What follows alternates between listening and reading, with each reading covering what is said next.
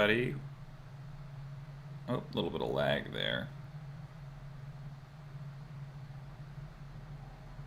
Ooh, lag seems pretty bad.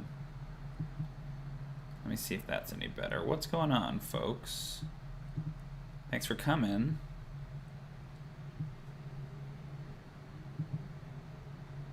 Yeah, my lag is pretty severe. Let me see if I can mess with this, actually. One sec, y'all. I'm gonna turn off my camera, but I'm still here. What's up?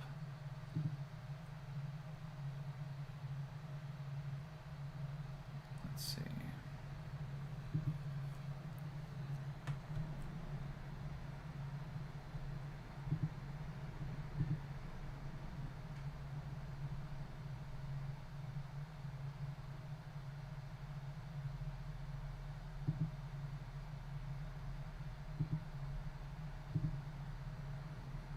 Is that any better? Maybe a little bit? Yeah, sorry if there's a delay. Let me know. Hey, what's up, David? How's my delay? Can you tell? It seems like there's a lot of delay on my end, but maybe it's just catching up. Awesome. We're just doing some adventure prep today. We're going to work on Dungeon of the Mad Mage. So I'm running this for my party of 10-year-olds. Because I have a theory that they actually really would like to explore dungeons. They haven't really had a chance to yet. We've been playing for about 6 months, and they've not really done any dungeoneering. And their kind of play style, I don't think that they know what a dungeon is. But as soon as they kind of get introduced to the idea, I think they might really take to it. So I wanted to kind of try out a mega dungeon and see how they feel. They kind of just want to run around and cause trouble and get magic items. And I think a dungeon might be the right way to do that. Okay, cool. It's looking good. Awesome. Thanks, David. I appreciate it. Yeah, it was really laggy right away. I think I'm trying to run too many Google Docs or too many like windows, but that's fine. No worries.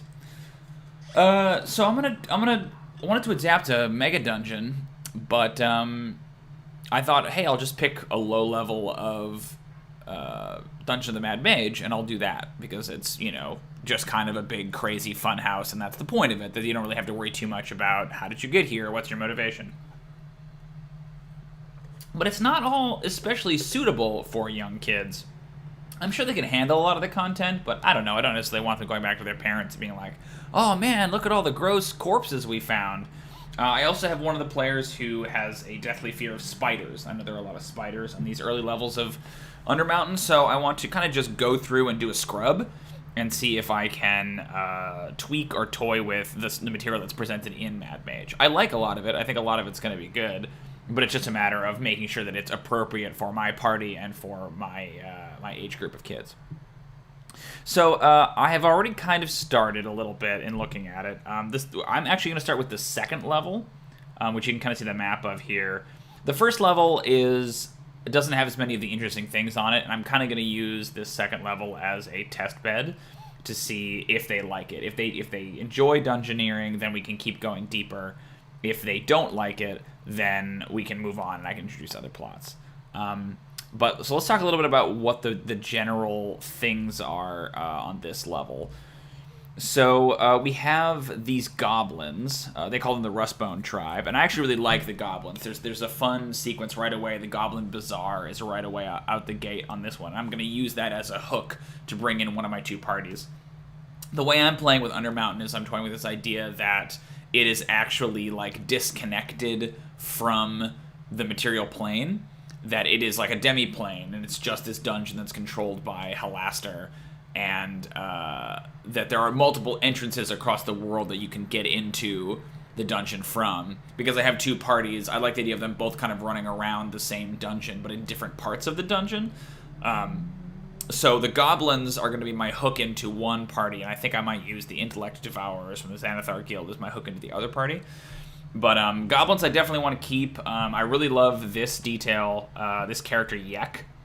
So the idea here is that the goblin who's in charge of these, basically they're trying to put up this like market, like they're making this run at capitalism. And so I really like the idea of kind of using it as a mirror onto like what goofy economics look like, having these goblins run this marketplace. But they're led by this guy named Yek, this goblin, who found a magical circlet that transforms you into like a handsome, beautiful Fabio-esque human. And it's very silly and it's very fun, and I think that's exactly the kind of material I want to introduce to my players. I think they'll get a kick out of that because of how kind of overtly silly it is. So goblins, I think we're keeping pretty much as is. We might toy with them a little bit. So the next faction, we have the Xanathar Guild. I am not super crazy about the Xanathar Guild in this context. I am running Waterdeep Dragon Heist for a different group of players that shares one similar player between the two of them, and I think introducing Xanathar here would be a little bit too confusing, because Xanathar is very baked into Waterdeep in that game. So I will probably file the serial numbers off of the Xanathar and replace it with some other similar creature. I'm debating maybe a Mind Flayer. The kids have a lot of affection for Mind Flayers. It might be kind of fun to do that. Or I could just rename the Beholder, right? And that way, hopefully, it seems like two different Beholders. There's one small detail here. I really like this drow. His name is Shun Spider Eyes Shurith. Shun Shurith is a pretty goofy name. But he's got basically like a spider's face. He's got like too many eyes and like pedipalps and stuff. As cool as that is, I'm going to have to reflavor it to be something else because I have a player who's got a deathly fear of spiders. They're on the lines. So we got to get rid of that, but that's fine. I like the idea of intellect devourers being a thing because they're such a spooky bad guy, and they're also kind of silly. Like it's like a brain walking around. So we will probably play with that too. I might use that as a hook to get the other group of players in. We have a drow and a were-rat gang. I don't really know about these two. There's a drow in league with a Zen, so I don't care about that. Has set up a hidden base on this level with 8 were-rats in his employ. The Xanathar Guild is aware of the were-rats, but not their drow master. He has a stone key that he stole from the Xanathar Guild. He thinks it might unlock a vault hidden somewhere on this level, but he's wrong. Opens a magic gate that connects levels 6 and 8 of Undermountain. The drow will likely give this key in exchange for his life or the destruction of the Xanathar Guild outposts on this level. Yeah, you could do something like that. It could be a drow who is like just an enemy of whatever entity we replace the Xanathar Guild with. I think that's fine. I'm not particularly interested or excited by that, but we'll kind of cross that bridge when we get there. And then we have the Fine Fellows of Daggerford. Now, this is like an evil adventuring party. You're supposed to come into this with Haleth the Reverent from the level above. And basically the idea is that if they rescue the Revenant from this pit that he's in, then he tries to lead them to his former adventuring companions and kills them, to kill them. And I think it's a little bit too dark, honestly. I don't hate the idea of there being like an adventuring party down here. And I like sort of the joke that they're called the Fine Fellows, but they're actually all kind of assholes and bastards. I think we would be better off replacing these guys with something a little bit more palatable for the kids. I just think like murder and betrayal as a plot line, you know, meh. I'm pretty meh on the murder and the betrayal. Let's see. Copper Stormforge, a Dwarven thief, values gold above all. He's been captured by goblins. Okay, so we'll have to cross that bridge. There's a Priestess of Shar, and then there's a human warrior named Rex the Hammer.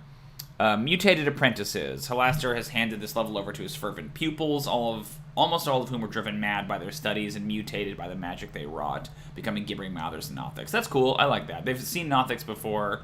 A Mezzaloth, someone from the lower planes, to serve as a wizard's assistant, now rules over them all. Yeah, that's cool. I want to play up Halaster as a character being, again, like the mad scientist type. I think that's cool. So I'm totally down with the apprentices. Let's put those in there. And then there's some wandering monsters. Carrion crawlers are good. Garrix, Mephits, owlbears, spectators. Yeah, those are all fine. I'm digging all those. Already has the Sail and the 7 Snakes. There's another evil party out of Daggerford? I didn't know that.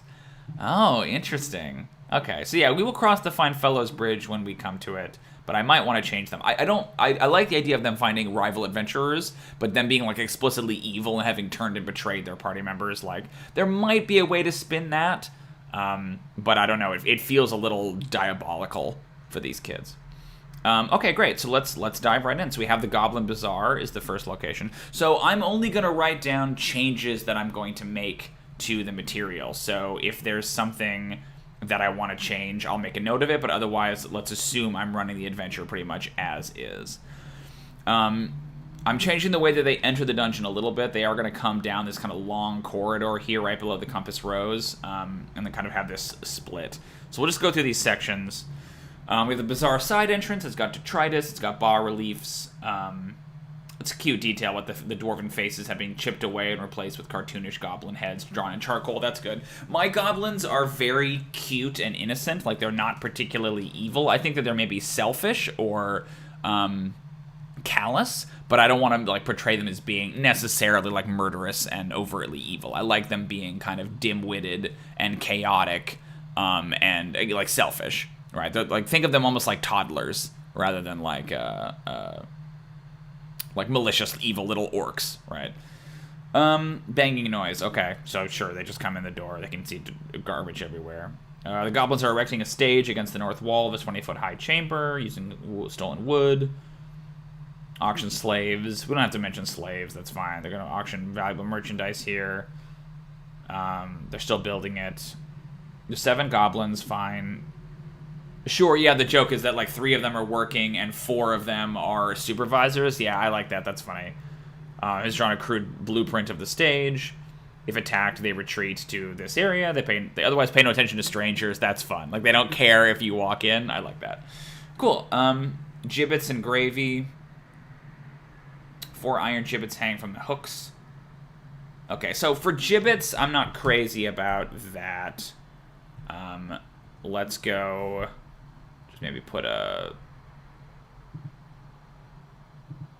bullet point here.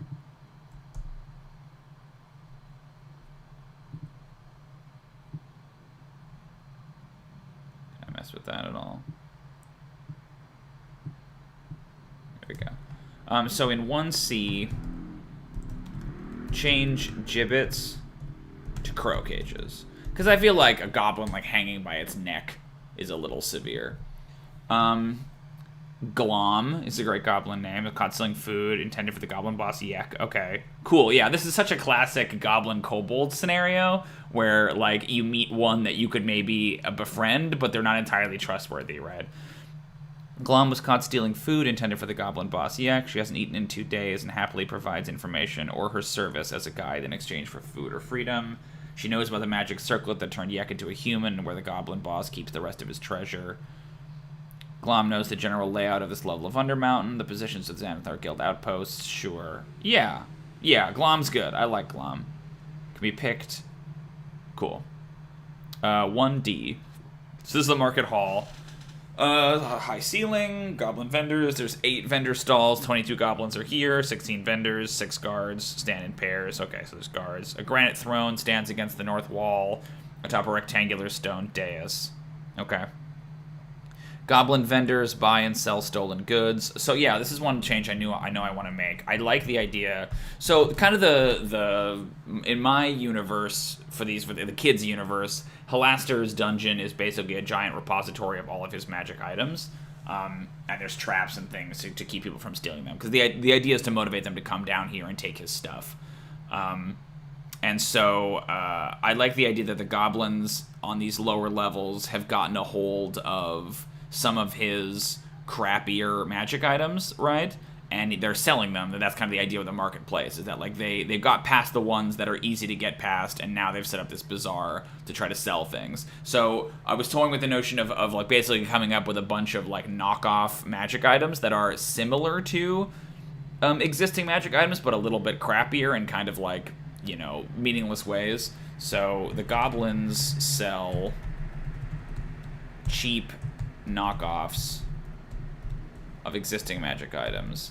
So the characters recently went to the City of Brass, and while there, were kind of astonished by the magic item prices. And so I like the idea of offering them an alternative. Like, yeah, you could buy a bag of holding here, but call it like a bag of carrying or something. And it's exactly like a bag of holding, except everything that you put inside of it is a little bit wet when you take it out, right? And it's like, it's fine, there's nothing wrong with it, but it's just like a little gross, you know, and it's like half the price of established magic items with strange and unexpected drawbacks. So I'll have to think of a bunch of those. Maybe there's like a drawback table. Drawback table I can roll on. I can make for when they buy things. Let's do an example. I like the bag of carrying. Because I originally thought about, like, them being cursed, right? They're, like, doing, like, the bag of withholding. And the idea is that it doesn't give you your stuff. Works like a bag of holding. Everything's a little wet.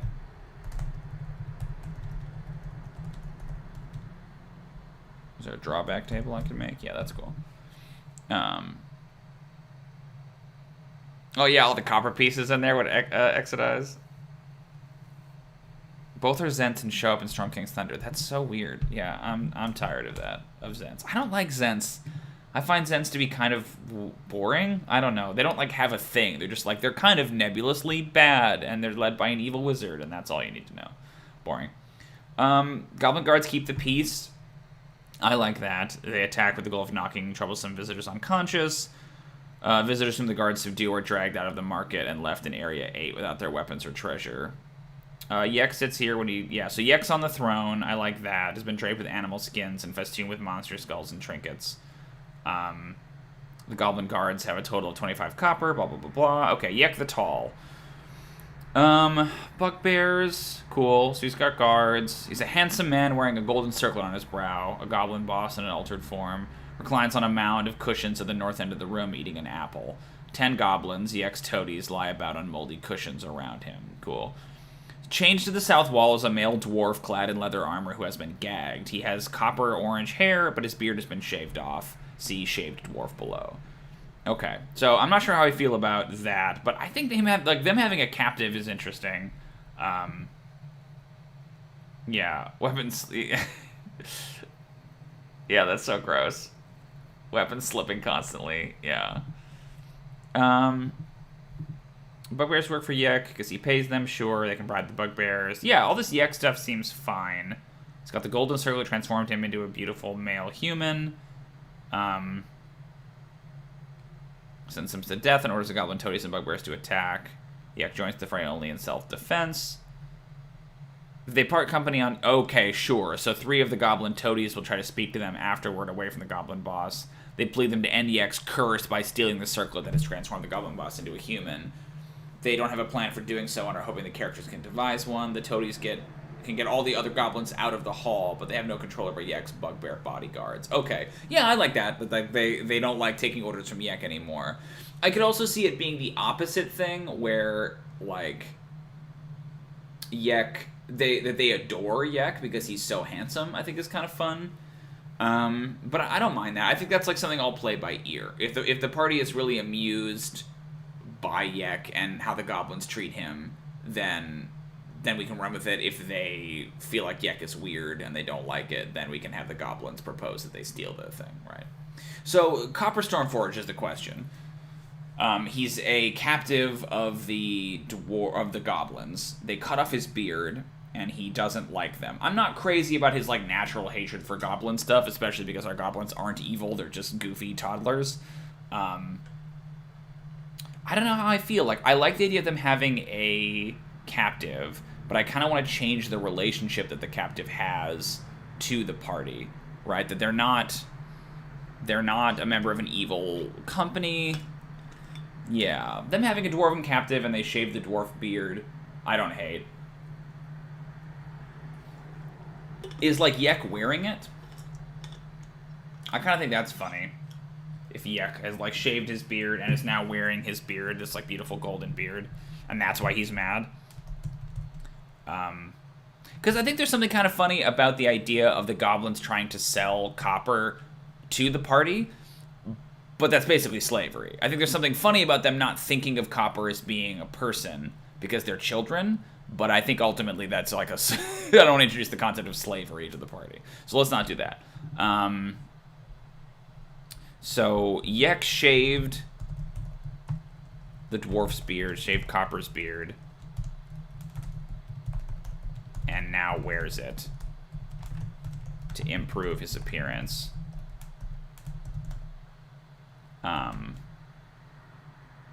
Copper specifically hates Yek and wants revenge against him. So maybe let's do this. Let's have, and we also have a dwarf in the party, so I feel like they're gonna react to that. Let's have a point about Copper tries to get the party's attention and wants them to defeat Yek. The goblins adore Yek. He's so handsome, which I think is funnier, right? That like they're just in love with him. Oops. Okay, let me fix that. Okay.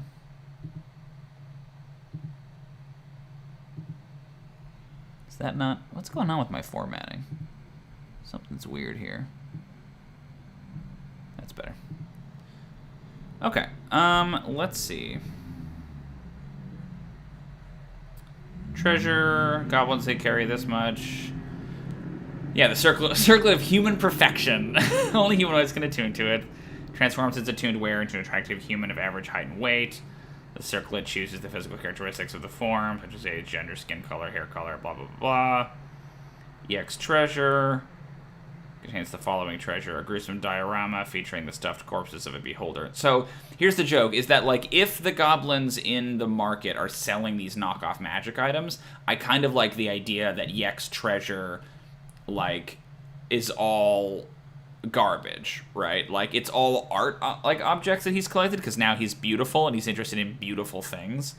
So I think like it doesn't this isn't not written in the adventure, but like expressly state or explicitly state that Yek's treasure is an art collection.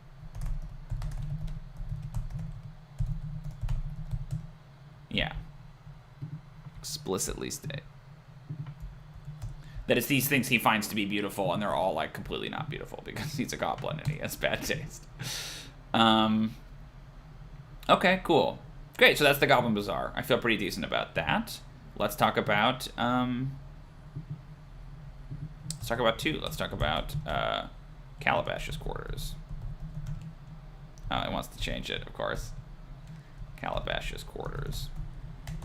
So Calabash, I think, is one of his apprentices? Yes? No? Maybe so?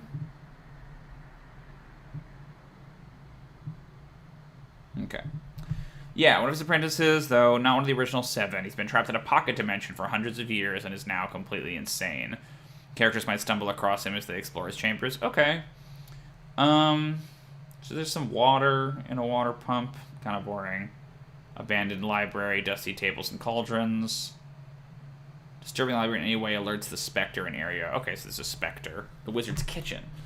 An oven range, a washing basin, a hearth bearing a covered cook pot, and shelves filled with pots, pans. Oh, that's cool. The specter in the cook pot. So you do a thing where it's like rattling, right? I like that. Yeah, let me make a little note. So we're in 2C. The pot with the specter rattles. I just think that's more ominous, right? Command 4 nearby pots and pans to do its bidding. That's fun. Yeah, like flying swords that deal bludgeoning damage. I dig that. Cool, yeah. And the specters defeated, they all drop. Cool. Yep, I'm into it. The door to this room bears a sign written in common that reads Calabash's room. Do not enter unless your name is Halaster. Okay, cool. Contains the following furnishings: a dusty bed stands against its headboard, with its headboard against the north wall. A locked wooden chest. Yeah, okay. Summoning circle, okay. Summoning circle hidden under the rug radiates an aura of abjuration magic under the scrutiny of detect magic spell, but 3 of its activation glyphs have been erased. Character who examines the circle and succeeds on an intelligence check can reconstruct this circle and with blood or paint reapply the missing glyphs in 1d10 minutes. Okay, that's fine. If the circle is completed, it immediately summons Calabash. Appearing in the middle of the circle, Calabash attacks any creature he sees. He is intoxicated and suffers the effects of the poison condition until he sobers up or until the condition is ended with a lesser restoration spell or similar magic. Yeah, okay. I think it's kind of fun. I don't know how I feel about him being intoxicated, but if you could do kind of like a cutesy Popeye thing with that, I think that could work. Like hiccups, right? Yeah, that's fine. We'll keep it. And that's assuming they restore the summoning circle. The only item of value he has is the spell book. The chest has a trap.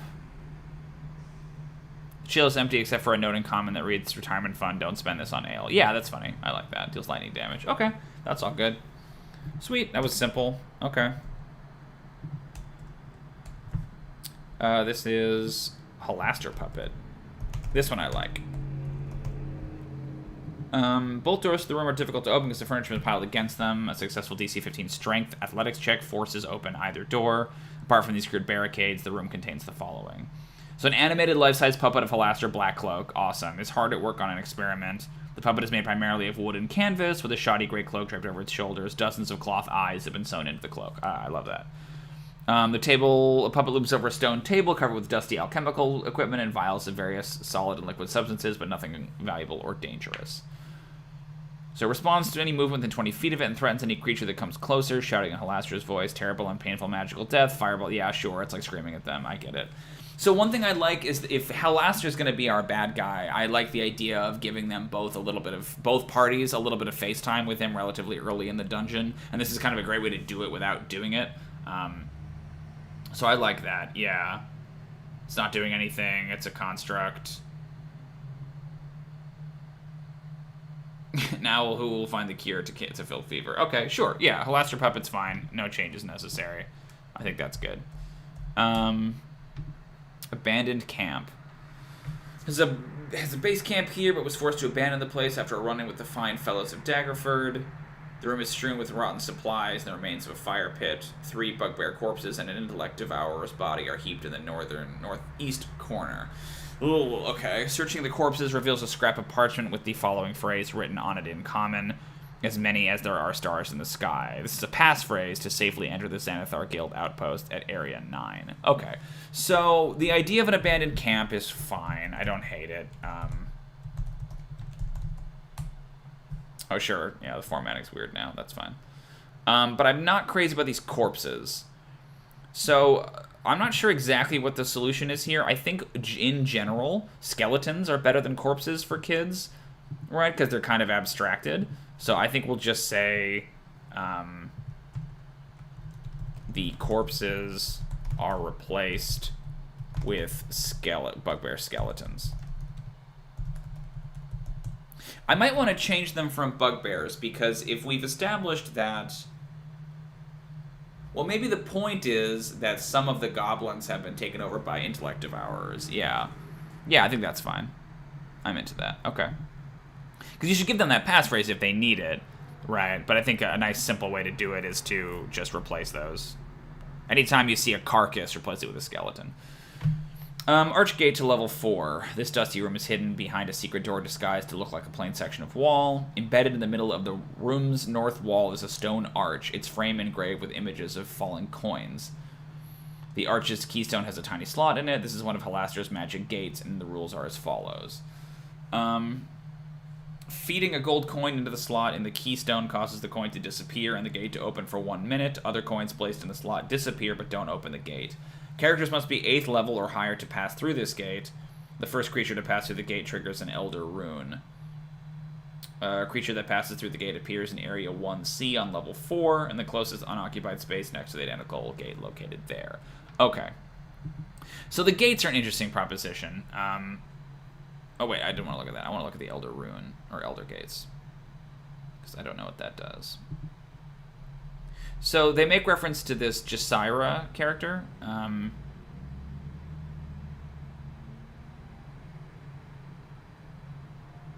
Elder Runes are ancient symbols imbued with magic power. Any creature that can cast a symbol spell can learn an Elder Rune. Spent a lifetime studying Elder Runes, inventing new ones, and harnessing their volatile magic. He likes to place them through Undermountain as hazards. Presents several runes on paper cards you can photocopy and cut out to create an Elder Runes deck. When circumstances call for the appearance of an Elder Rune, a card is drawn from this deck to determine which rune appears and what it does. Yeah, you could probably just roll for that. I don't know how many there are. Has 2 possible effects, 1 beneficial, 1 harmful. Yeah, okay. I think that's fun. It adds a little bit of extra flavor. So let's talk about Jasira for a second. Jasira, I really like the concept of her. So if you're not familiar, basically one of Halaster's apprentices has essentially downloaded herself into Undermountain, and her like consciousness now kind of runs through the dungeon, and she can control some of its systems. The game is pretty limited in terms of, or the adventure is pretty limited in terms of what she can do, but I really like that concept of them essentially having like an AI that operates, and specifically she can help the party. She's an enemy of Halaster, and she tries to assist the party. But basically all she does is prevent them from going to levels that they're unprepared to go to, which I think is kind of boring. So what I've done in my game is that I have basically expanded on her character a little bit. The characters are about to come into possession of like a brooch that is essentially like a communicator, kind of like a Hey Siri to Jasira, or Jess as she calls herself. And so I think she could chime in here and tell them, hey, that's a very dangerous level. I don't recommend going down there unless you're high enough level to handle it, right? Like, I detect you have only this many spell slots. You can kind of break the fourth wall a little bit. Because she's kind of like a robot. So I think there might be something fun about her talking about like hit points and levels and stuff like that in a way that breaks the fourth wall. So I think she can chime in here. And I think she might even be able to, if they think to ask her, hey, how do we get to this gate? I like the idea that Jess can just tell them. Because if I remember correctly, a lot of these gates are kind of a pain in the butt in terms of like what they actually do, right? This one is pretty simple. Archgate to level 4.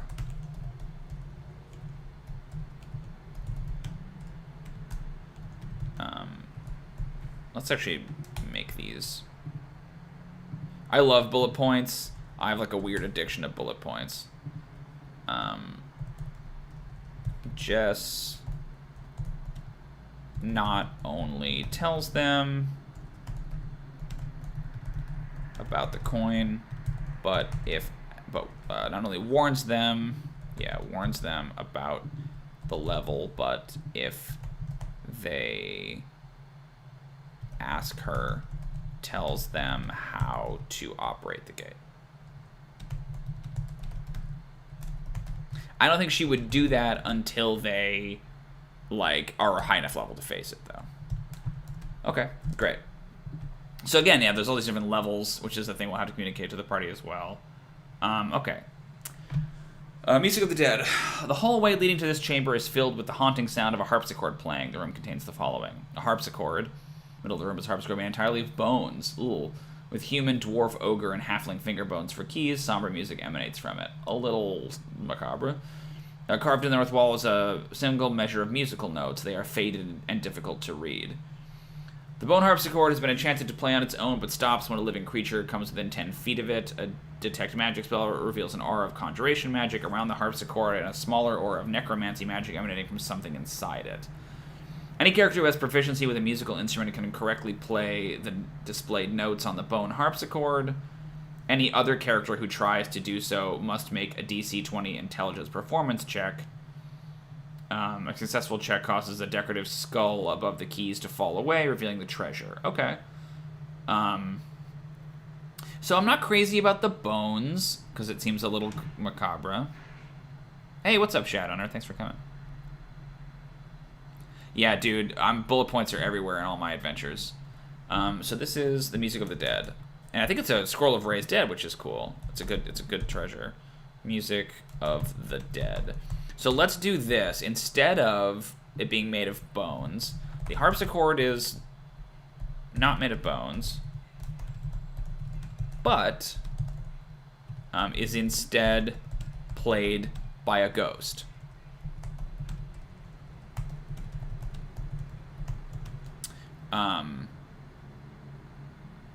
Ooh, what if the ghost is like playing the left hand, right? Like the dun dun dun dun, like from Heart and Soul, right? Like, and is looking for someone to play the right hand. So then the other character has to go over and like dun dun dun, like on the right hand. I think that's cool. The ghost is playing the. Oh, 1 second, guys. I'll be right back.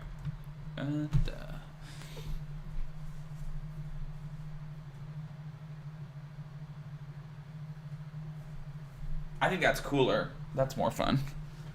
Is playing the right hand or the left hand. And, like, maybe the ghost is invisible, right? Like, they can't see it. Needs someone to play the right hand. And that's the, like, the full thing is up on the wall. Yeah, that's cool. So it's like dun dun dun dun dun dun dun, right? Or whatever. Scroll of Raised Dead, opens hidden compartment. Yeah, that's cool. Oh, if they fail, though, the performer takes 22 necrotic damage, and the flesh of their hands is eaten away. Okay, definitely not. But maybe their hand could turn into, like, a ghost hand, right? Yeah, that's cool. And then the idea is that, like, the person who is sitting there, like, was turned into a ghost by failing to play this. Yeah, that's neat. On a failure, their hand turns ghostly. And then they, like, can't pick stuff up with it, right? Until someone casts Lesser Restoration.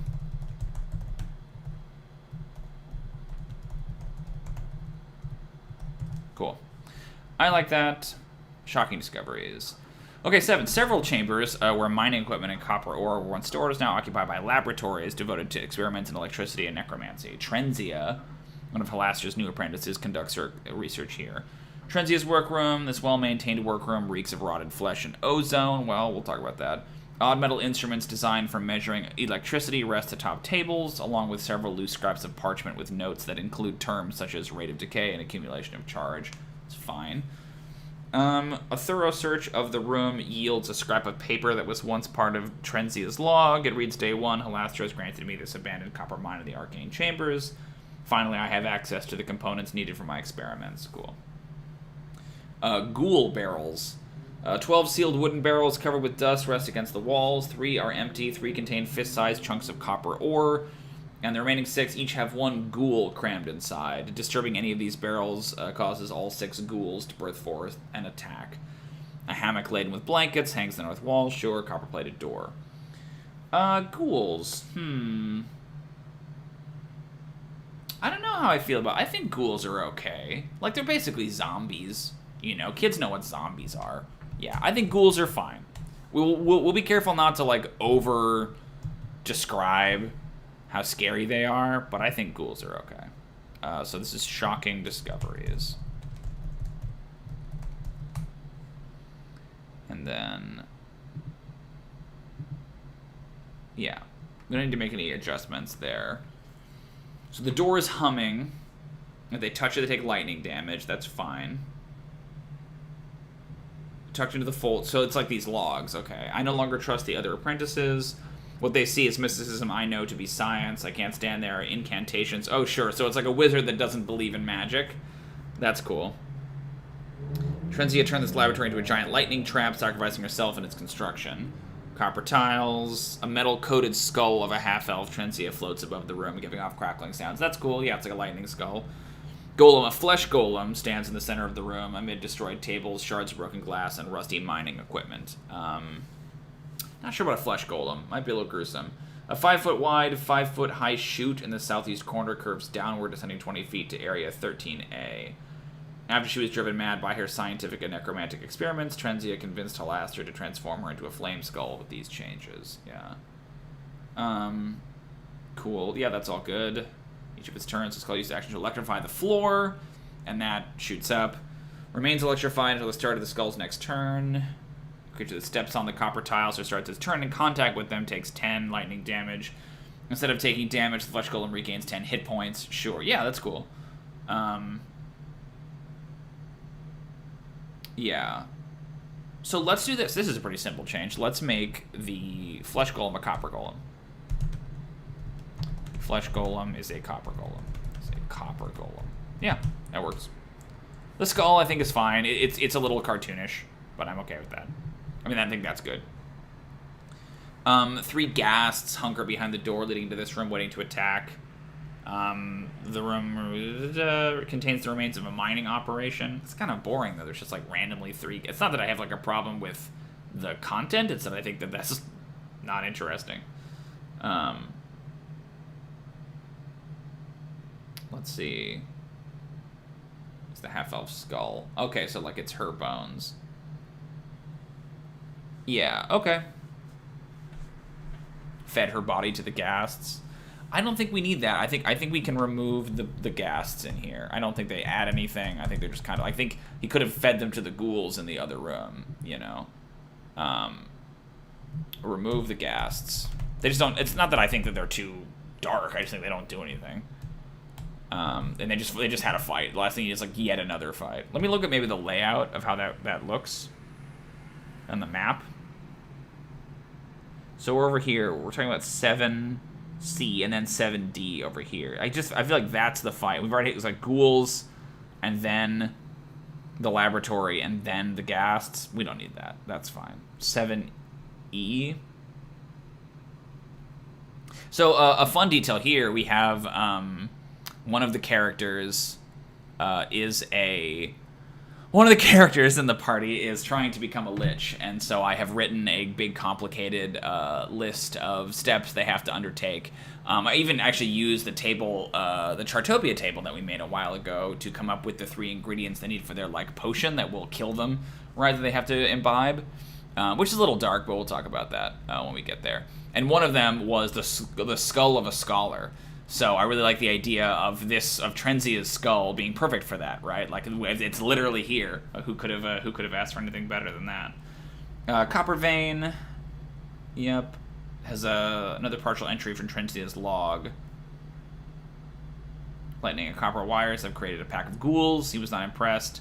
He says, I'm not ready for Dwemer Core and its arcane secrets. I'll show him. His flesh golem is giving me an idea for a trap more devious than any Hal could devise. Yeah, cool. That's cool. I'm into it. Fresco Cross Hall. Oh, cute. Yeah, they're like animated frescoes. Yeah, that's good. I'm into it. Okay, let's talk about this Spider Eyes watch post.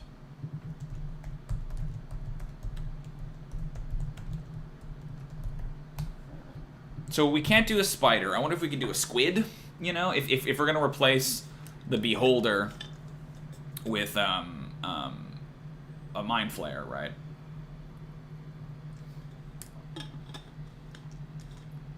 Trapped Hall. Shun Shureth, a drow exile favored by the Beholder Crime Lord, commands the forces stationed here. I feel like you almost want to make there be a rivalry between Shun and Rizarl, that like they're brothers or something. That's kind of more interesting, right?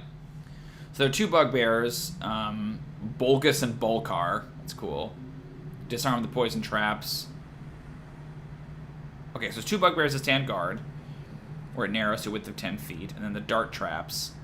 The northern wall conceals 5 poison dart traps triggered by hidden pressure plates in the floor, marked T on map 2. When an unfamiliar creature approaches from the west, Bolgus shouts for them to halt, and Bolkar asks, how many eyes does the Xanathar have? The correct reply is as many as there are stars in the sky.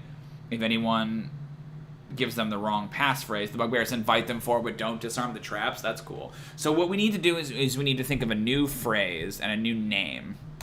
What is a cool Mind Flayer name? The party has already heard... They've met one Mind Flayer when they were on the Astral Sea. That Mind Flayer's name was Nilhoon. I think it's the one... Oh, no, sorry. That one Mind Flayer's name was Slardask, which is the same one I used in Junior Adventurers League.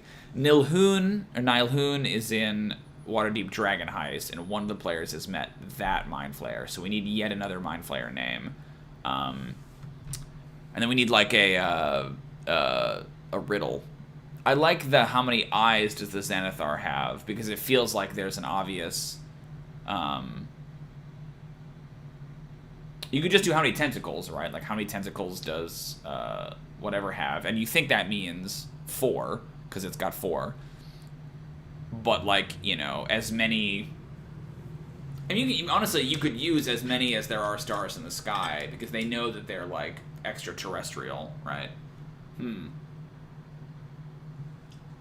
I don't hate that. We just need a good name for the Mind Flayer. Something that sounds spooky and alien. Ooh. Jujafric? So my friend made for our big bad. That's kind of cool. Jujafric. So I think we can actually keep that one. Maybe change this to I don't know if we'll call it spider eyes. But I think you could do something with Shun where like he's got tentacles. He's like obviously an elf, but he's got the squid tentacles or squid eyes or whatever. Squid eyes.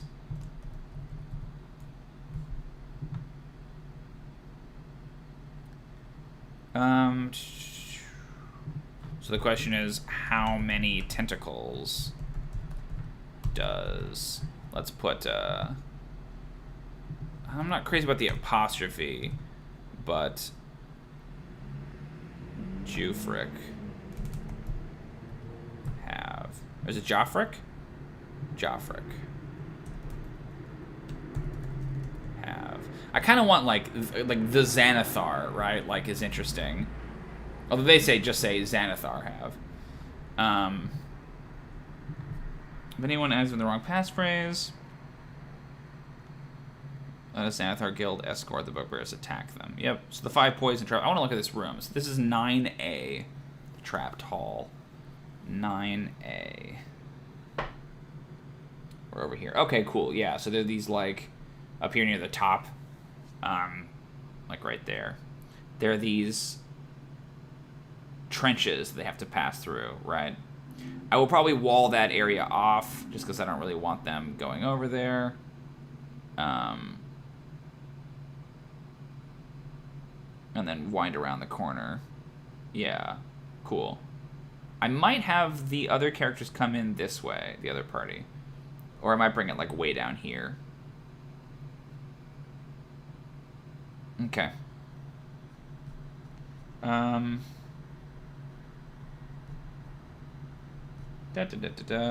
Poison darts. Dart deals peak. Yeah, that's all fine. Poison damage. It's cool. A lever concealed by a false section of stone near where the bugbears stand arms and disarms the poison dart traps. A character who searches the area finds the false stone and lever with a successful DC 15 Wisdom Perception check. Okay. Shun's gang. So battered oil lanterns rest atop, blah, blah, blah, blah. Furnishings. 7 Xanathar guild members, human thugs, and their leader, Shun, Spider Eyes, Shureth. So, squid eyes, right? Oh, this is 9A. And then 9B. Shun, Squid Eyes, Shureth. Because they've got those weird, like, bars in them, right? Like, the squid eyes are particularly weird looking. 2 intellect devourers taking up residence in the skulls of 2 Xanathar guild members. Cool. The creatures use their detect sentience trait to telepathically detect intelligent creatures approaching. Okay, that's fine. A drow priestess of Loth placed a curse on Shun and forced him into exile after he displeased her. The curse partially transformed him into a spider, giving him 8 red arachnid eyes, a mouthful of fangs, and black bristles sprouting from his slender limbs. So maybe he's got squid eyes. Ooh, what about like a beak for a mouth? And then like suckers on his arms and legs. On his arms and hands. Yeah, that's pretty spooky. A remove curse or great restoration spell restores him, but he doesn't want the curse lifted. His horrific appearance strikes fear into the hearts of his comrades in arms and earns him favor with the Xanathar. Weaken his influence over his gang. Yeah, okay. Yeah, that's all fine. Ooh, yeah, he can still climb difficult surfaces because he's got suckers on his hands. Yeah, that's cool. I think he can also breathe underwater. Not that it'll necessarily come up. Moves and converses with an eerie grace and prefers diplomacy over violence when dealing with adventurers. The characters seem interested in a truce. He offers them 50 gold if they find the were-rats that are troubling his gang. Let's increase that. Shun offers them 500 gold if they find the were-rats.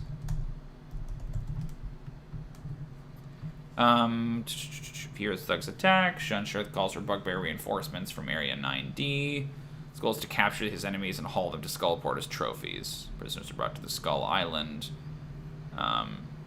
Yeah, we'll see if we end up going. I might cut Skullport, because it's just a whole other place we don't necessarily need, but we'll see. Again, that depends on how well they take to this dungeon. They might not care. The barrels and crates here contain enough water and dry food to sustain a single person for 600 days. Cool. That's all fine. Silver key that opens the silver-bound chest in 9C. Okay.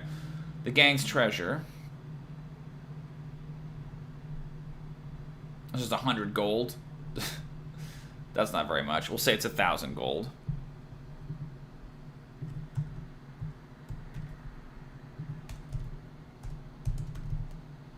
The chest contains 1,000 GP. Okay. Bugbear Barracks. Yeah, that's all fine. Ooze Temple. Ooh. These 4 rooms comprise a temple devoted to water and oozes. All doors leading to these rooms are decorated with symbols of water, and each door forms an airtight seal when shut. Okay, skull in the cube. 30-foot high room is swept clean with no trace of dust or debris. Frescoes. Whoa! A huge gelatinous cube measuring 30 feet on a side. What?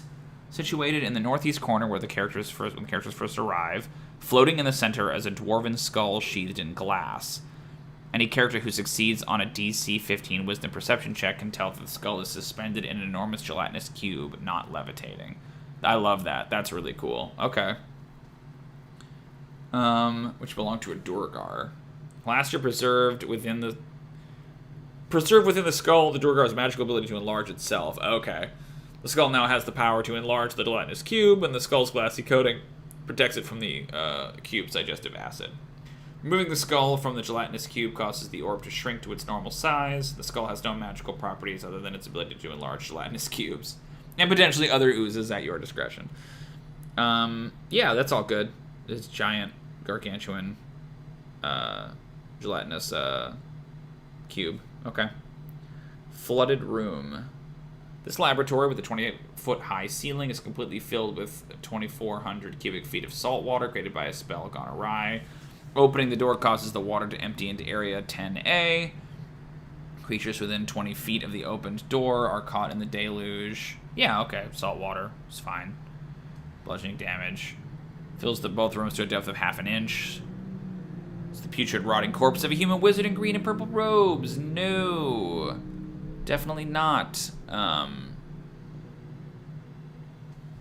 So, 10 is the Ooze Temple. Skeleton. The corpse is replaced with a skeleton.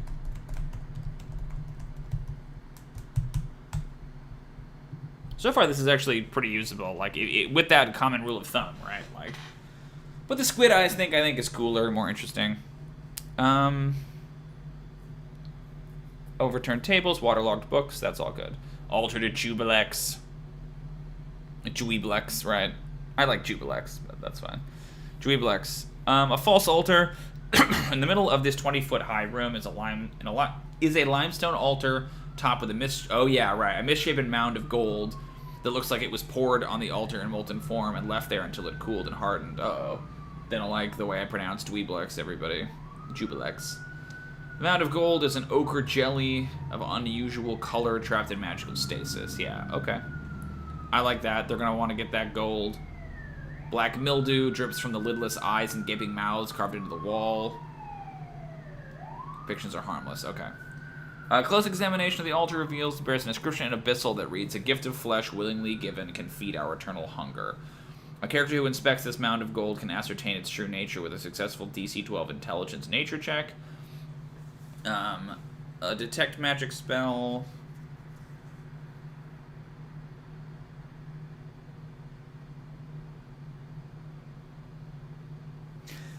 Yeah, what if we do this? I think that that's a bit of a red herring, like a gift of flesh willingly given. Like, I don't super want to have the characters be like offering their flesh to this thing. So what if the carving says in abyssal? I don't think anyone can read abyssal, but feed me. If any food, specifically meat, is placed on the altar, the ooze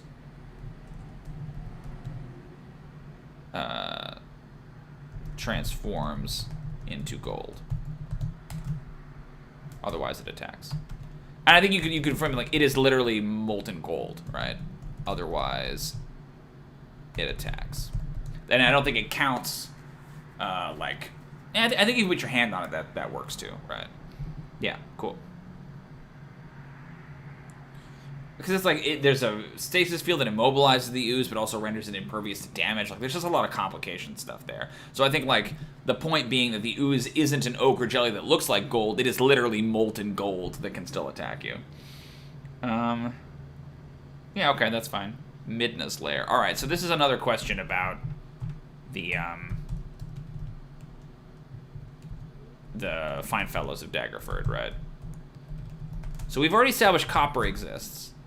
And if they free him, he might well want to go find the rest of his companions.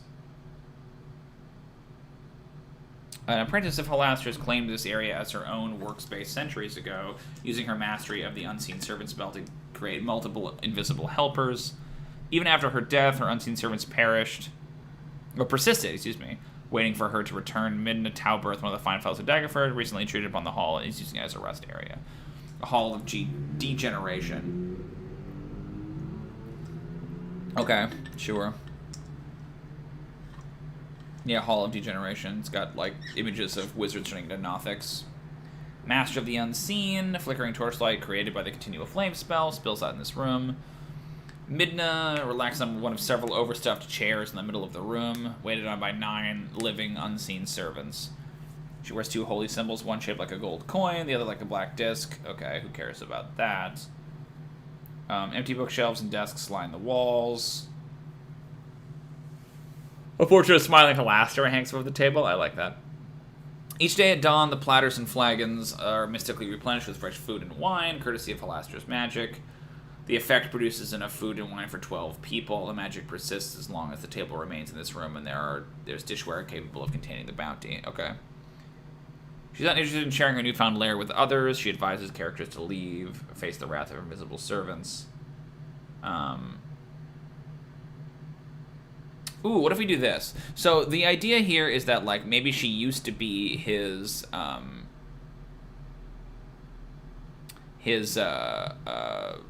adventuring companion, Copper's adventuring companion. But Midna sought refuge here and was waited on by the unseen servants, and the portrait of Halastar spoke to her, right? Or so she thinks. Spoke to her.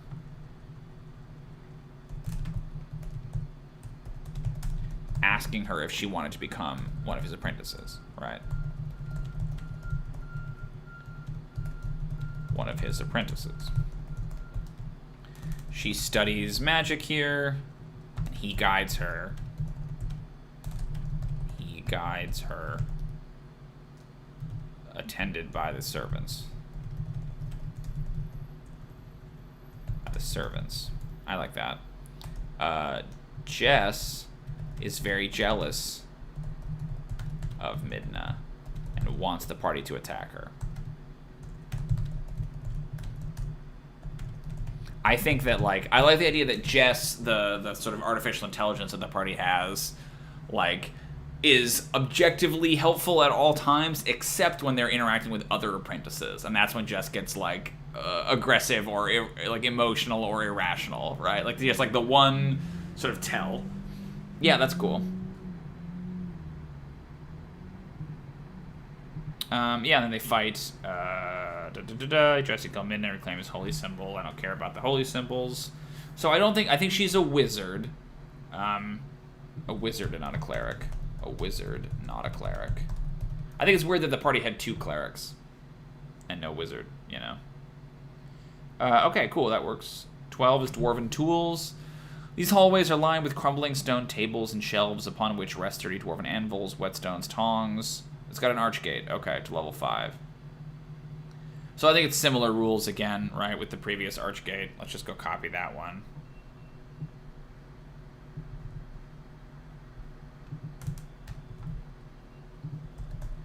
Archgate to level 5. There's an arch. It's a dead tree carved into its keystone. The rules of this gate are as follows. Touching the arch with a dead twig or branch causes the gate to open for 1 minute. Pass through the gate triggers an elder rune. Okay. Mutated apprentices. Once a dwarven mithril mine, this section of the dungeon is home to apprentices whose attempt to unlock the secrets of the weave transform them into gibbering mouthers and nothics. Okay. Dumathoin's altar. That's cool. There's a gibbering mouther here. I want to look at the wanders the hall to the east, attacking other creatures on sight. So gibbering mouthers, I think, are okay. I think they're like borderline in terms of being like a little too graphic. 13A, the hall to the east. Okay, so this hall. All right.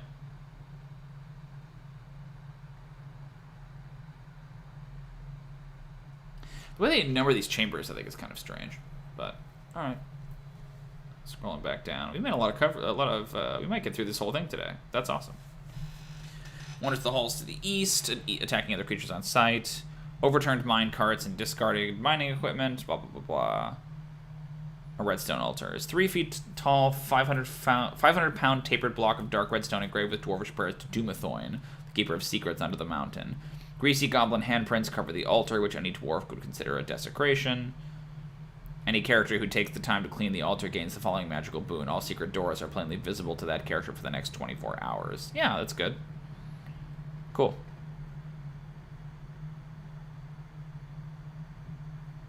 Wall of rust and bones. Bisecting this room is an 8-foot-high, thick wall of hobgoblin skeletons and rusty armor with a 2-foot gap between the top of the wall and the ceiling. A tiny creature can pass through the narrow openings in the wall, climbing over. I think they're like in a phalanx. That's kind of cool. They're frozen in place, but they're in a phalanx. Mutated apprentices?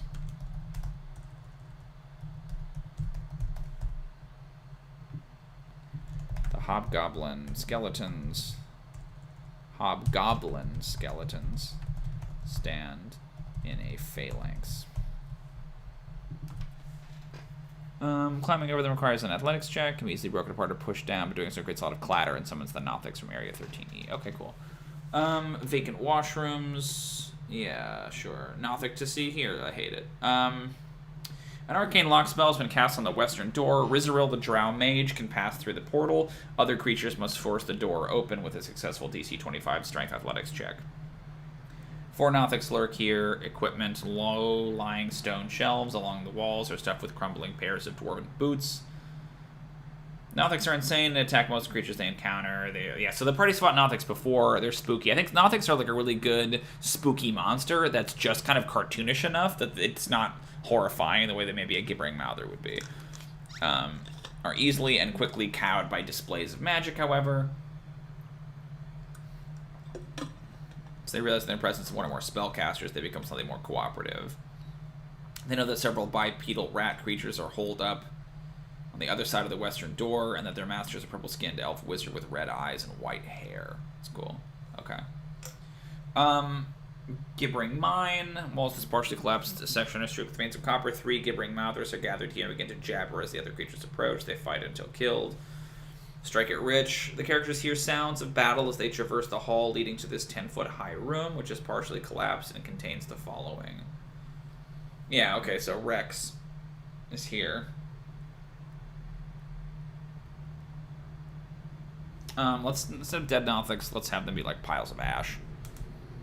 Oh, I gotta number this one. This is 13B.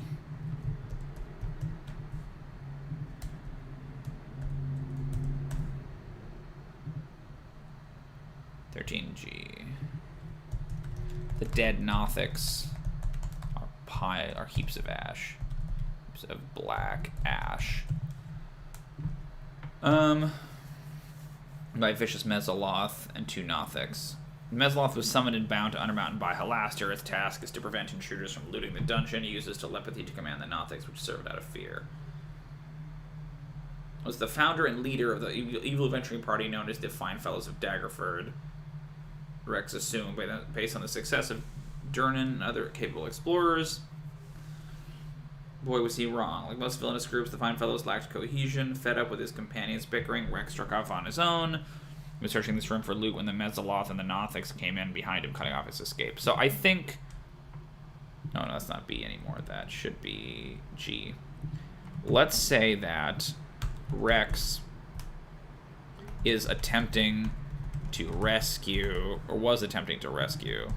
Yeah, was separated from his party members and is attempting to rescue them. Let's make Rex heroic. I think Rex Hammer has a very, like, like Pulp Action hero vibe, right? So I think I might, like, his sleeves are rolled up, or like, I'm Rex Hammer, like, give him this, like, very, like, gusty kind of a thing. I think that's cool. The character's come to his rescue. He expresses his gratitude for quaffing the healing potion in his backpack. He seems to be amiable, confident, eager to discover Undermountain secrets. He's happy to join the party for an equal share of any loot found. Yeah, okay.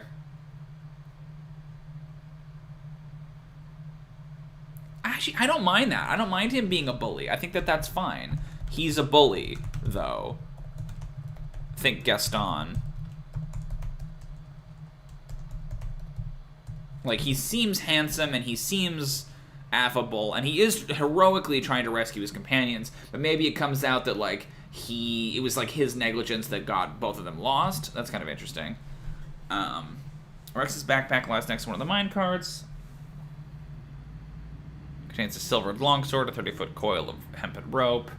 The oil lantern in the middle of the room belongs to Rex as well. Maybe they abandoned him. Maybe the other characters abandoned him, and he assumed... They kind of like, almost like Kronk or something like that, right? That, like, he's just such a dumbass. Yeah.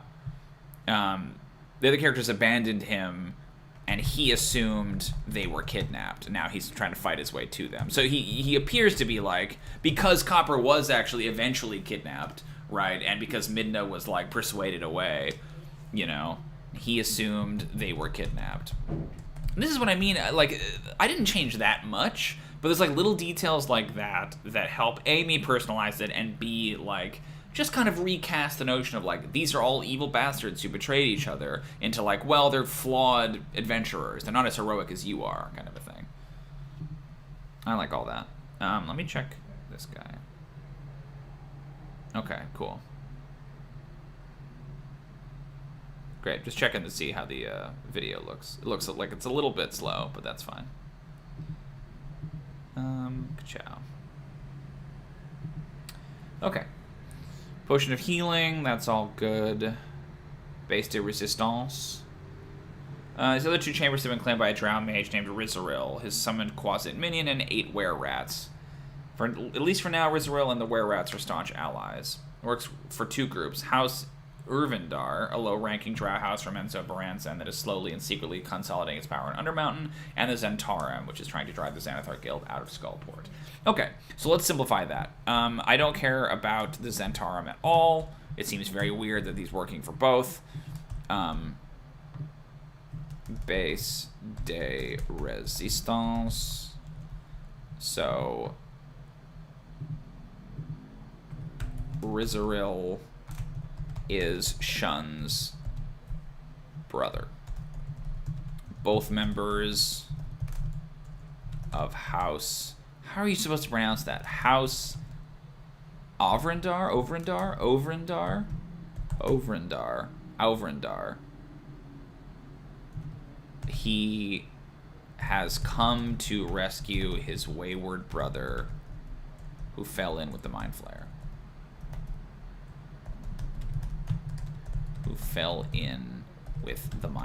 I want the Mind Flayer to have, like, a title. Again, like the Xanathar, right? His ties to the Black Network make Rizaril an enemy of the Xanathar Guild, blah, blah, blah, blah. So he's coming to rescue his brother. I think that, again, makes him a more sympathetic character. The were-rats... the were-rats are hired mercenaries. Rizaril couldn't convince his matron mother.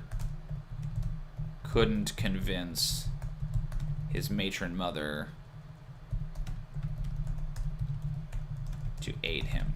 Yeah. Cool. Rizarl's hideout. The door to this room has a mural painted on the outside depicting a dark mantle descending on an unsuspecting dwarf. An arcane lock has been cast on the door. Rizarl, the drow mage, and the were-rat gang can pass through the door, while the other characters must force it open with magic or successful DC strength check. Sits on a chair while resting in a trance. Casts greater invisibility on himself. There's a map made of loose stones arranged to form walls and doors. Cool. Likes to be invisible as he engages intruders in conversation, hoping to learn their intentions. Any noise here alerts the were-rats in Area 14B. Cool. Offers the adventurers a reward if they destroy both the Xanathar Guild outposts on this level, and return with the heads of both guild leaders, whose names he tells them are Naughty, the Unbent, and Shun Shurith. Definitely not. Rizarl wants a meeting with his brother Shun.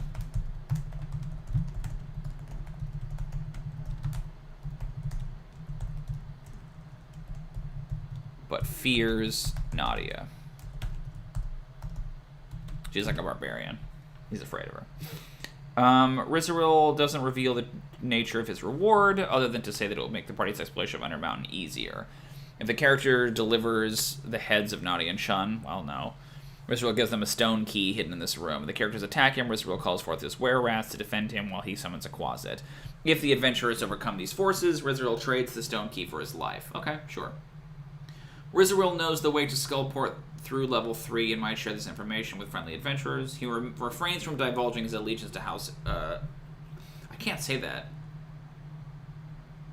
Alvrindar? Alvrindar. Yeah, Alvrindar. The kids are going to have a hard time with that. I might just go Orvindar.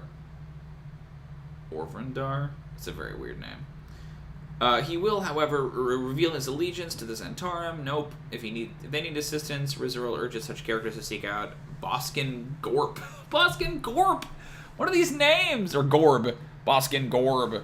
A Tiefling member of the Black Network who operates in Skullport. No, don't care. Yeah, I think he's willing to. He's willing to divulge that he's dodgy about Shun's value, but if pressed, reveals the truth. He doesn't go into detail about his house, but promises a reward, but promises favor if they can recover Shun. Okay, cool. Beneath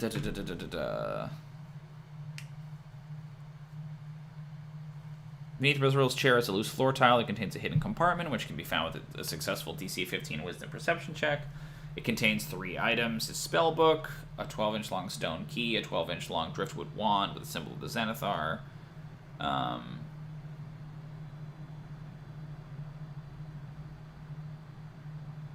He uses the non-magic wand to slip past the Guardian. Okay, yeah, that's fine. The stone key weighs 10 pounds. Wow, it bears the following inscription in Dwarvish. Meet me on the lost level, find my twin in Slither Swamp. Detect magic spell reveals an aura of conjuration magic around the key, which opens a magic gate that connects levels 6 and 8 of Undermountain. More information on each gate. Okay. The lost level in Slither Swamp. Well, hasn't explored either level. Okay, it's a little boring, but fine. The were-rats have carefully arranged the loose stones on the table to form an accurate map of this level of Undermountain. The map, however, omits the chambers hidden on secret doors. No easy way to transport the map without knocking the stones out of alignment and rendering the map useless. Fine. Were-rat barracks. 8 were-rats in human form sleep on dirty cots in this room. They lower to the Zentarum and determined to push the Xanathar Guild out of Skullport. Nope. Short, unkempt humans of mixed age with thin limbs, beady eyes, and nervous tics. There's a crass woman named Zelista Ilvarin.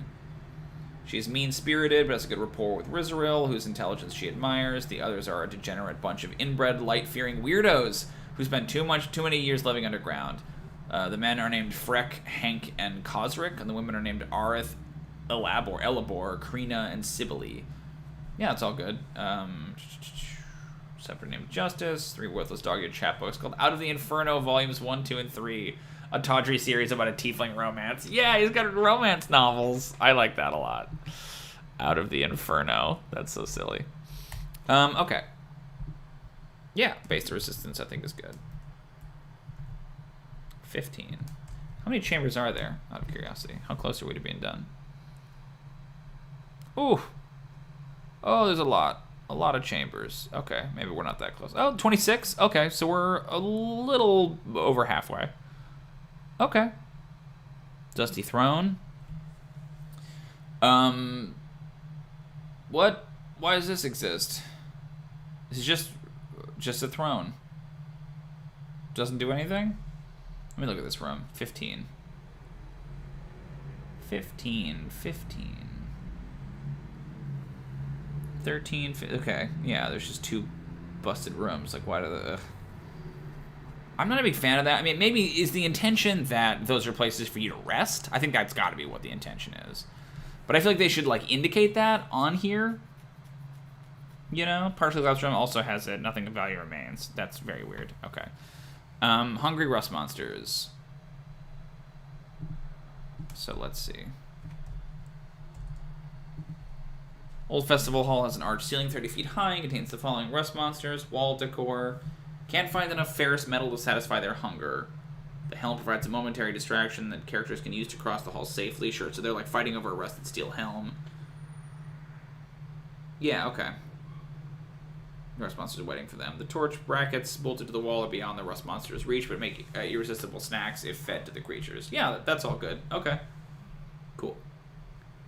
Cold storage. The dwarves use this chamber for cold storage. Halaster turned into a trap. The room has the following features. The room is bitterly cold. Glowing ruin. The walls rise 10 feet and then angle inward, forming a pyramidal roof with a 40-foot high apex. Inscribed on the sloped northern wall is a 10-foot dwarvish rune that glows with a faint blue light. Any character who understands dwarvish knows that the oversized rune on the north wall is an ancient symbol meaning cold. A detect magic spell reveals an aura of conjuration magic around the rune. The rune's magic lowers the room's temperature to 0 degrees Fahrenheit. Yeah. When a spell is cast in this room, the giant rune flashes, and deals 8d8 cold damage to all creatures in the room. Woo! Yikes. Okay, I mean, yeah, that's fine. Alright, giant spider den. Gotta change this. Wow, there's a lot of spider stuff here. Okay. Giant spiders make their home here despite countless attempts by adventurers to get rid of them. Arachnid down.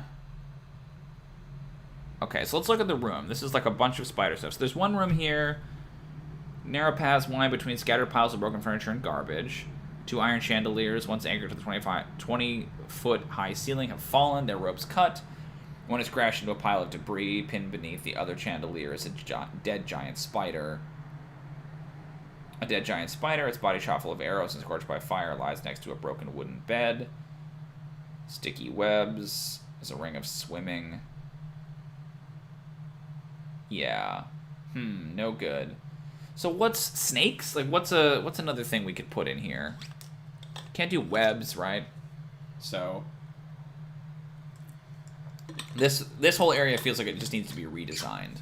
Yeah, that's okay. 19. I'm not sure what it'll be. We're gonna keep going through this dungeon. Redesign entire room. This is called Giant Spider Den. Redesign. Redesign entire room. That's fine. So far, I've actually been pleasantly surprised at how few spider stuff there is.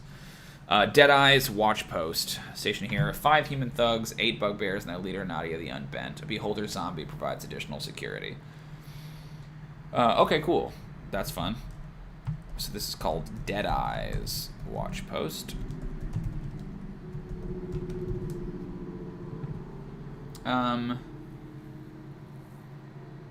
Painted out of melee range, painted in white around its central eye is a circle of 10 equivalent spokes radiating outward from its circumference. Yeah, Xanathar's symbol. Sounds of mock battle emanate from the tunnel to the west.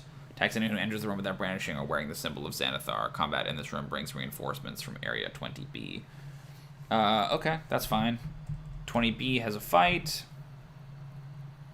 training here. A 7-foot tall, powerfully built human with shaggy black hair and pale skin named Nadia the Unbent. 5 human thugs and 5 bugbears. Blood circle painted in blood in the middle of the floor is a 10-foot diameter circle with 10 equidistant spokes. Hammocks, secret door. Let's make this symbol a little different. Let's do this. Let's go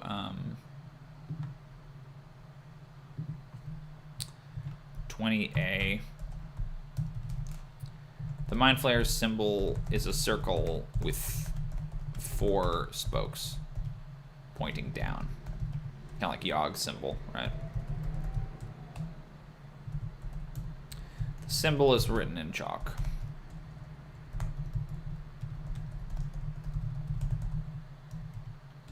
Okay.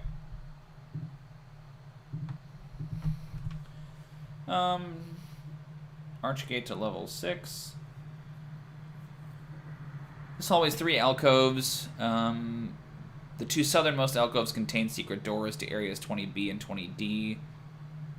Archgate again. Xanathos Guild forces nearby are in awe of the gate and don't know how to activate it.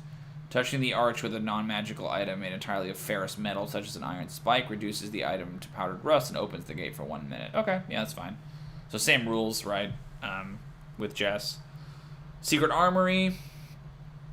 Bugbears have broken away from the main group to search this room for treasure. They've worked their way to the east end of the room and aren't expecting trouble. Stand like library bookshelves in the middle of the room with dusty web-filled aisles between them. Sharpening wheel.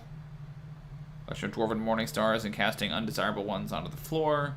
The other 2 are fighting over a rusty shield embossed with a symbol resembling a stylized goblin skull. The room contains sets of armor, plate. Most of these items have deteriorated to the point of being useless and irreparable. Rust has eaten away the metal. Yeah, so nothing. Animated ballistae. That's interesting.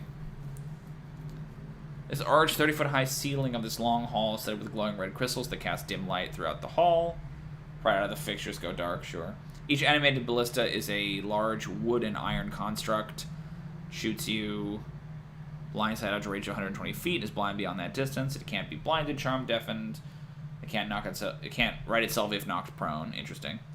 As an action, it can fire a magical bolt of fire at a target it can perceive, dealing 3d10 fire damage on a hit. But it can't attack a creature directly above it. Treat each ballista as a monster with a challenge rating of 2. Okay. Can't perceive creatures that keep to the easternmost 60-foot section of the hallway. This is all fine. Garrix's Brewery. It's built by a dwarf named Garrix, who served as master of ale and provisions. Ale dispenser. A stone pillar in the midst of this room has a ring of 6 copper spigots jutting out of it, 3 feet above the door. Bas relief. Drunken dwarves in different poses. 1 hand of each dwarf protrudes from the wall. 3 of these hands grasp copper tankards. Okay. Yeah, because all taking out 3 of them have tankards. Alright. The 3 remaining tankards are worth 5 GP each. Brewers only. A batch of green slime. Yeah, that's fine. Nestled between areas 22A and 22C is a 10-foot-high, 10-foot square room. A brass plaque bolted to the western door has the following words: Brewers only, others keep out, by order of Garrix, master of ale and provisions.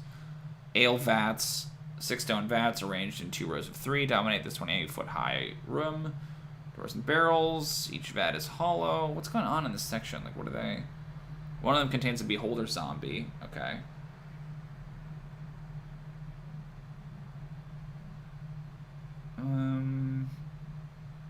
Oh, it's like a barrel run. Interesting. Okay. Gradually slopes toward the west. Secret doors at the west end of the hall open to areas 22E and 22F, respectively. Dwarves used to fill barrels of ale and roll them down this hall to be stored in the secret chambers. So they're pit traps to guard their ale supplies. The pit's cover is blended with the surrounding floor through a successful DC 15 wisdom check. A creature weighing 50 pounds or more steps on a pit's cover. It swings open like a trapdoor, causing the creature to spill into the pit below and take bludgeoning damage. Snaps closed. It's necessary to pry it open. Yeah, so they're trapped in there. Okay.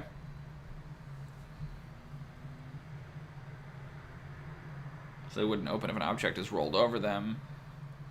A character can circumvent the traps by climbing into an empty barrel and rolling down the hall, or climbing onto a barrel and balancing atop it. Sure, okay, that's the point. Northern ale storage. The room's wall, those climb 10 feet. Sorry, I'm getting a little... Stacked in the middle of the room are 140 Zirkwood barrels. All these barrels. 21-foot high pyramid with a base measuring 7 barrels on a side. That radiates abjuration. Each barrel contains 40 gallons of dwarven ale that has been magically preserved for centuries. Removing a barrel's lid or breaking the barrel causes the glyph to fade away, ending the preservation spell on that barrel. If the ale is marked as Malarkin Ale, Undermountain Ale, or something similar, can sell out for 40 GP in Waterdeep. Yeah, I actually don't hate that. Some of the characters are coming from a dwarven city, so that being like the loot they would get is fine. Okay. Ooh, there's mimics. Okay.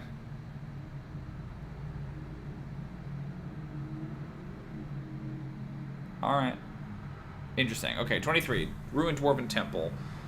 Once the temple dedicated to the god of Doomathoin, keeper of secrets under the mountain, but Halastra is destroyed and replaced most of their original contents. The walls climb 15 feet and then angle inward to create a peaked 30-foot high ceiling. The sloped upper walls have red glowing crystals set into them. These crystals fill the hall with dim light. Carvings once lined the walls depicting dwarves pushing mine carts toward the west. But these works have been defaced and in some places replaced with stony tentacles that protrude from the walls. Interesting. Dwarf-guarded doors. A 20-foot tall double door stands closed. Carved into the walls, flanking the double doors, stand armored dwarves, their stony beards flowing out of great helms, blah, blah, blah. Great tentacle-like protrusions.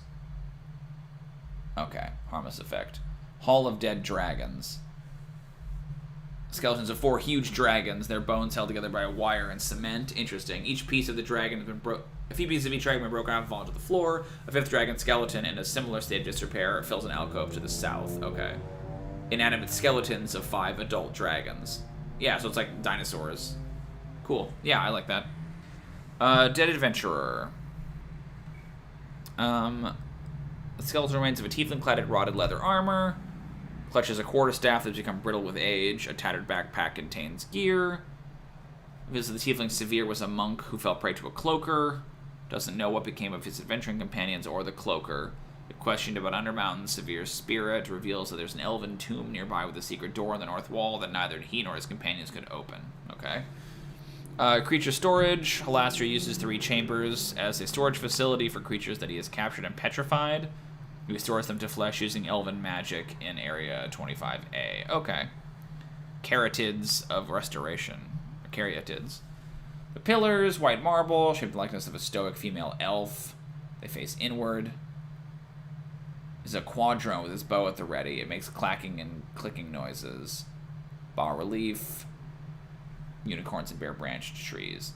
A detect magic spell reveals an aura of abjuration magic around the pillars. Touching a pillar while speaking the proper command phrase, elf magic, causes a pale light to fill the area between the 4 pillars, ending the following conditions on a creature in that area: blinded, deafened, petrified, poisoned, and stunned. This magical effect can be activated 4 times, 1 for each pillar touched. The pillars regain their magic at the next turn. That's kind of cool. Caryatids lose their magic if even one is destroyed or toppled. Has AC 17, 90 hit points, and immunity to poison and psychic damage. It can be toppled by a successful DC 30 strength check. There's a quadrone? Halastron. The Modron considers Halastra its friend and follows his orders to the best of its ability. Its orders are as follows. Remember its name, defend itself, attack anything that tries to damage or topple the Caryatids, walk in a counterclockwise circle around the Caryatids when not defending itself or the pillars.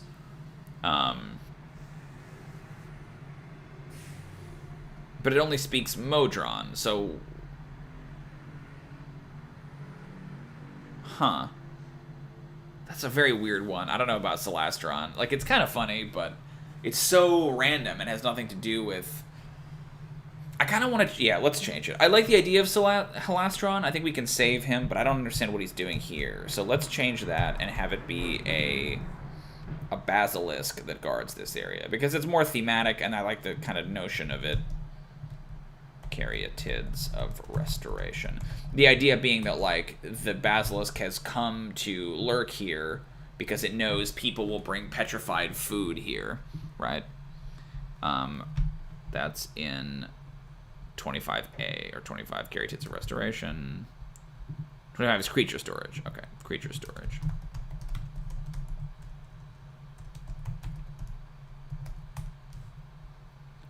Da-da-da-da, 25A. Replace the quadrone with a basilisk.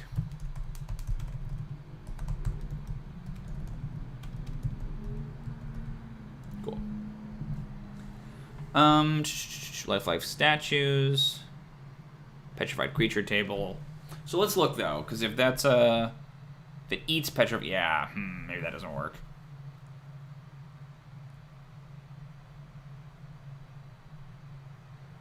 Stone creatures have been turned to stone by Halaster. In accordance with its nature, Grick like to attack other characters.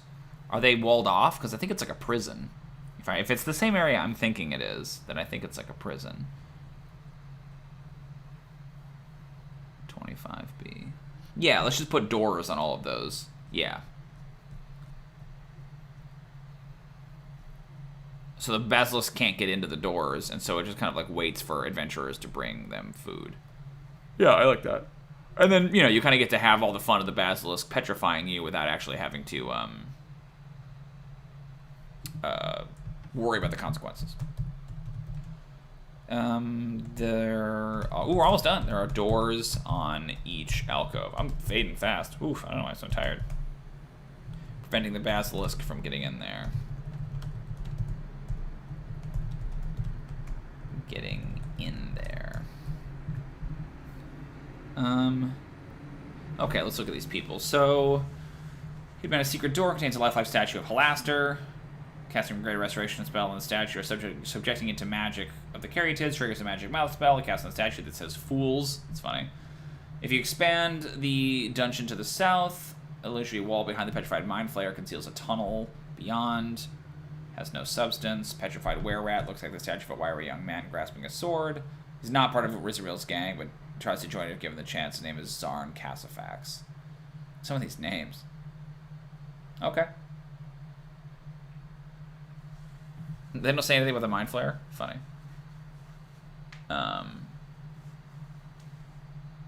Okay, ancient elven tomb.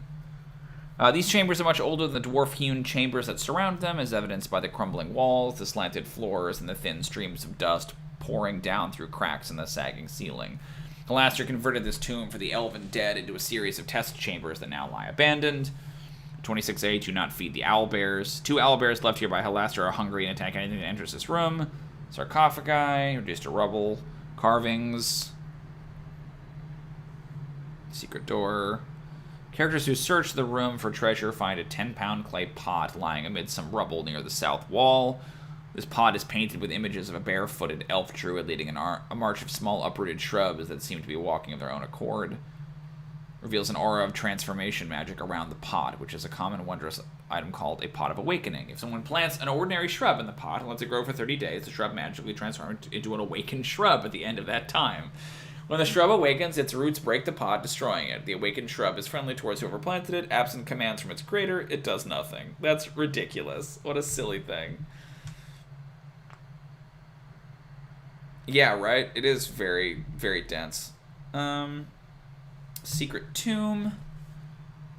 A 7,500-pound alabaster sarcophagus. Whew. A regal elf, indeterminate age and gender, with a yawning cat stretching on the elf's chest. That's cute. Is part of the lid's carving, not a separate sculpture. Inspects the sarcophagus and succeeds on a wisdom perception check. Realizes that it's a solid block of alabaster with a fake lid carved to appear openable. A false tomb built to confound would-be treasure hunters. Okay.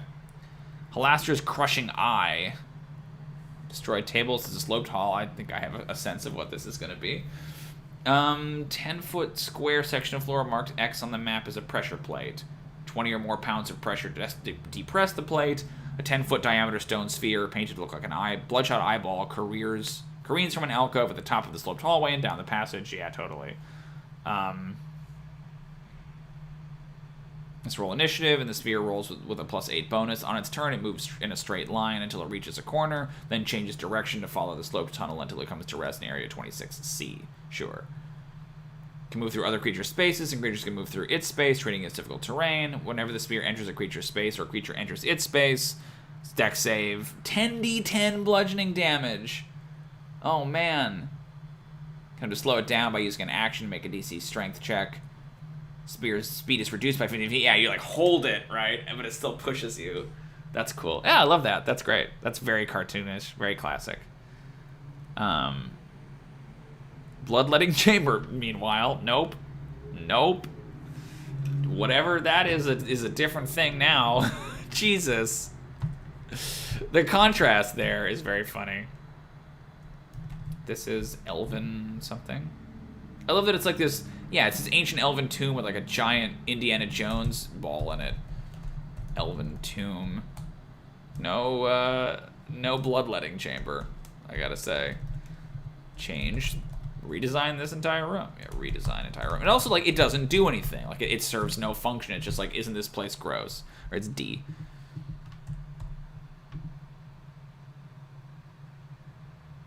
Yeah, it's plant, right? I like that a lot. The Pot of Awakening. Okay, last one. Here we go. Abandoned Study. Makeshift desk, wall niches. The lid of a stone sarcophagus rests atop 2 misshapen blocks of stone. A makeshift desk. Okay, cool. Wall niches. The alabaster urns are cracked, chipped, and worthless. They contain nothing but dust, for the most part, buried in dust. One of the urns, the tiny white pouch, contains dust of disappearance. The books cover the subject of alchemy, dwarven and elven history, engineering, the study of monstrosities, weather prediction. Comprehend languages, crown of madness, dark vision, gaseous form. Yeah, so just a bunch of spells. Okay. Cool.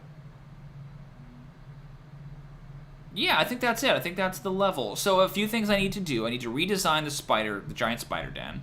I need to come up with something else for the ancient elven tomb, for the bloodletting chamber. And I would like to figure out where the other party enters the dungeon from. So we have 2 parties. One party is coming in from the goblin market, and the other party is coming in like through a secret door in the castle they're already occupying. One of them is coming in through a door in the Dwarven city. So maybe we'll do... Ooh, yeah, let's do right here. Let's do this 20 area, because that, I believe, is the Deadeye's watch post. So I think it's going to be kind of like intellect devourers that bring them in from the Dwarven city, and it's going to be the Goblin Market. So we have the party A is coming into the Goblin Market kind of here in level 1, or area 1, and then party B is coming into area 20, like through that entrance. Yeah, I think that's cool. I dig that. Okay, I think that's actually going to be it for me right now. I wanted to look at area 19, because that's the spider zone, I'm pretty sure. Yeah, that's way over here. I'm not too worried about that. If I change some of those rooms, I think that'll be fine.